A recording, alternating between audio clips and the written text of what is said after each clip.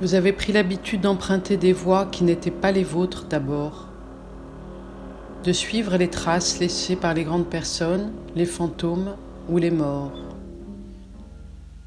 Cela vous est venu quand vous étiez petite à la campagne.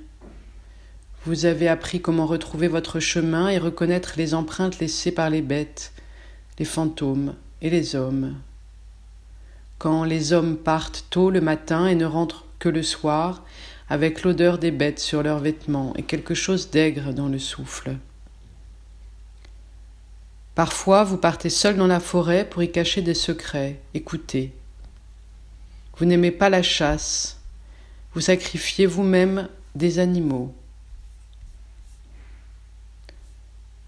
Les hommes rentrent le soir, s'attablent, vous leur servez à boire, vous goûtez. Il y a sur le revers de la veste de votre grand-père un peu de sang séché. Vous portez la veste à votre bouche, la collez sur votre visage. Vous retournez dans la forêt.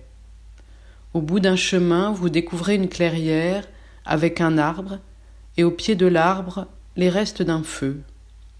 Des branches écrasées par le poids d'un corps couché peut-être. Il serait resté là quelques heures pendant la nuit. Et il y avait une femme qui n'est pas votre mère. Vous courez jusqu'à la maison parce qu'on vous appelle. Dans vos poches, quelques brindilles, des glands, un mouchoir sale, tout ce que vous avez ramassé. Plutôt que la mémoire, vous avez le goût. Plutôt que la vue, vous avez la bouche et toujours pour mieux voir, ce défaut de rapprocher les choses de vous, de coller la matière à votre regard. Vous salissez les images.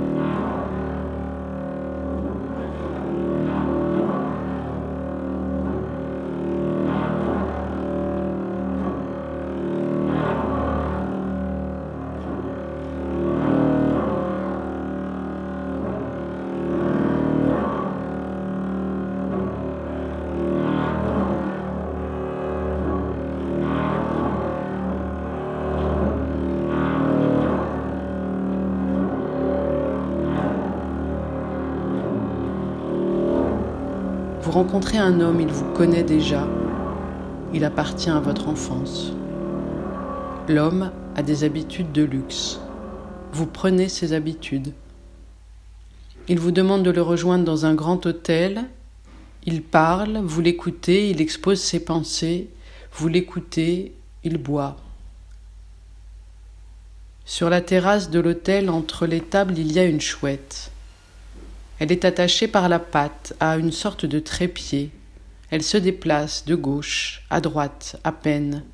Elle vous rappelle la chouette que vous avez trouvée morte dans la forêt, que vous avez enterrée. Vous vous dites que le luxe est la mort attachée par la patte, par le poignet, tout ce qu'on veut posséder.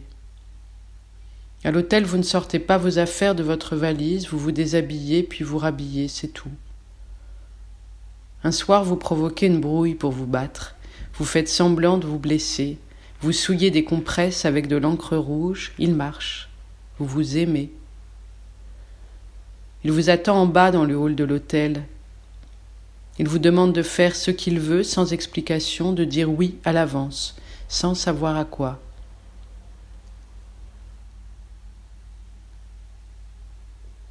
Vous partez quelque temps à la campagne pour vous reposer. Vous retournez en vous-même, dans la forêt. Vous pleurez, des larmes, de foutre ou de lait, quelque chose de blanc qui vient de très loin.